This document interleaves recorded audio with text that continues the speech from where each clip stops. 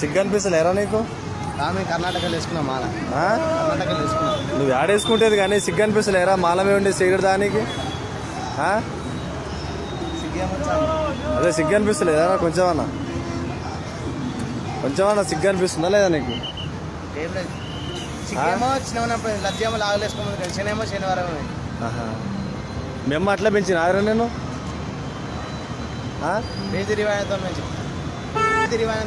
మేము రీతి రివాజంతో పెంచిన అది.